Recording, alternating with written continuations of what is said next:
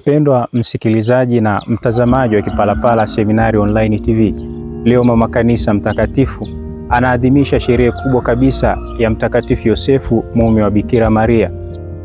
Mtakatifu Yosefu ni mzao wa ukoo wa Daudi, mwana wa Yakobo, kama tunavyosoma katika maandiko matakatifu. Rejea Injili ya Mathayo sura ya 1 aya 16. Mtakatifu Yosefu alijishughulisha na kazi ya useremala ambayo ilimsaidia kuitunza familia yake kama baba mlisho wa Yesu Kristo na mlinzi wa familia takatifu. Kwa moyo unyenyekevu, Mtakatifu Yosefu aliyehifadhi mafumbo yote ya maisha yaliyomzunguka mtoto Yesu na mama yake Bikira Maria. Sherehe ya Mtakatifu Yosefu, mume wa Bikira Maria, ilianza kusherekewa rasmi mwaka 1479 chini ya Papa Sixtus wa 4, ambaye aliingiza katika kalenda ya Kirumi na kuweka tarehe yake kuwa 19 Machi.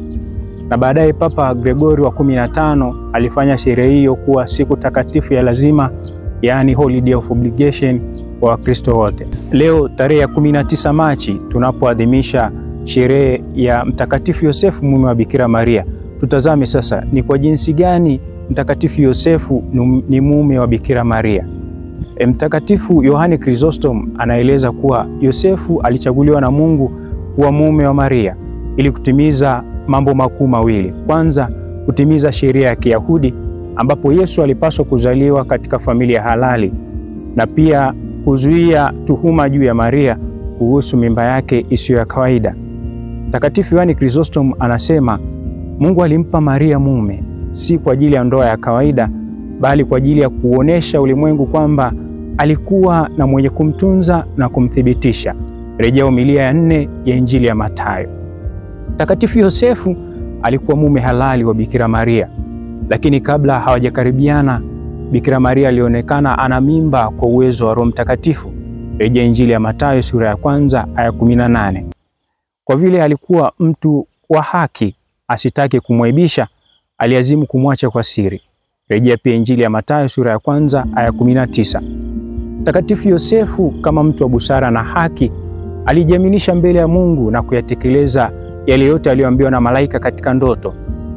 Mtakatifu Yohane Chrysostom kuhusu utii wa haraka aliyokuwa nao kwa Mungu Mtakatifu Yosefu anasema Yosefu hakusita hata kidogo, alifanya kama alivyoambiwa na Mungu bila mashaka.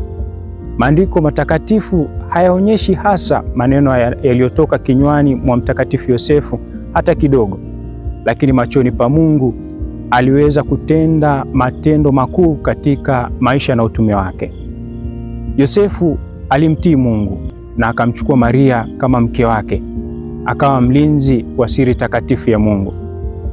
Baba Mtakatifu Yohane Paulo wa pili katika waraka wake wa kitume Redemptoris Custos, yani mlinzi wa mkombozi, anamtaja Mtakatifu Yosefu kuwa ni mlinzi wa mkombozi na familia takatifu.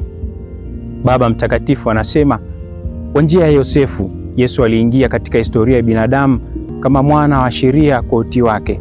Mtakatifu Yosefu alifungua mlango wa wokovu kwa ulimwengu, na Mtakatifu Yohane Chrysostom anasisitiza kuwa Yosefu ni mtunza wa ajabu, mfano wa mtu ambaye Mungu anamtumia kwa mambo makubwa bila kujidai. Mtakatifu Agustino wa Hippo katika kitabu chake De Nuptiis et Concupiscentia, yani ndoa na tamaa, anasema kuwa Mtakatifu Yosefu na Maria walikuwa na mahusiano ya ndoa yenye heshima na utakatifu. Mungu alitaka ndoa yao iwe isiyo na doa. Kwa hiyo alifanya iwezekane kwa Yosefu kumchukua bila kuvunja ubikira au usafi wa Maria.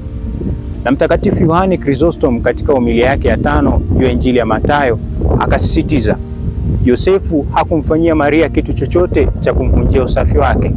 Alimchukua kwa heshima, akamlinda kama hazina takatifu, yani kama tabernakulo ya kwanza. Mtakatifu Teresa wa Avila anaeleza kuwa ndoa ya Mtakatifu Yosefu na Bikira Maria ilikuwa ya juu zaidi ya mawazo ya kibinadamu, na anasema Yosefu alimfanya Maria kuwa mke wake kwa njia ambayo hakuna mwanaume mwingine aliyeweza kufanya, kwa heshima na usafi kamili. Rejea kitabu cha maisha, yani Vida, ukurasa wa 6. Hivyo Mtakatifu Yosefu na Bikira Maria kama wanandoa halali wanakuwa washirika imara katika utekelezaji wa mpango wa Mungu wa wokovu. Kama Maria alivyotangulia kwa imani, Yosefu alifuata kwa utiifu. Wote wawili walifanya kazi kwa pamoja kwa ajili ya wokovu wa binadamu. Rejea homilia ya 5 ya Mtakatifu Yohane Chrysostom katika Injili ya Mathayo. Katika maisha ya Mtakatifu Yosefu kama mume wa Bikira Maria, sisi kama Wakristo tunajifunza nini hasa? Baba Mtakatifu Francisco katika waraka wake wa kitume Patris Corde, yaani kwa moyo wa kibaba, anataja sifa kuu za Mtakatifu Yosefu akisema kwamba ni baba mpendevu, mwenye huruma na mapendo, mtiifu na mwepesi wa kukubali. Ni baba aliyebahatika kuwa na kipaji cha ugunduzi na ujasiri, lakini alibaki akiwa amefichwa kwenye vivuli. Akawajibika na kuwa ni chanzo cha furaha na sadaka binafsi katika maisha. Hivyo Mtakatifu Yosefu anatufundisha fadhila ya utii kamili kwa Mungu, unyenyekevu, moyo wa huruma na mapendo pamoja na utu wema. Pia anatufundisha fadhila ya ukimya. Na katika hili Mtakatifu Teresa wa Avila anasema, yeye ni mwalimu wa ukimya. Hakusema mengi katika Injili, lakini matendo yake yanatosha kutuongoza kwenye njia ya wokovu. Anatufundisha kuwa watendaji zaidi kuliko wazungumzaji. Na Baba Mtakatifu Francisco anasema, Yosefu ni mtu mkimya, lakini kwa matendo yake anatuambia vyema zaidi kuliko maneno. Anatufundisha kuwa waangalifu na wenye busara. Hakuna shaka Mtakatifu Yosefu alizifahamu siri za Yesu na Maria, lakini alizihifadhi kwa utulivu wa moyo wake. Mwisho kabisa, daima tusali sala ya kumwomba Mtakatifu Yosefu, yeye akiwa mlinzi wa familia takatifu na mlinzi wa Kanisa Katoliki.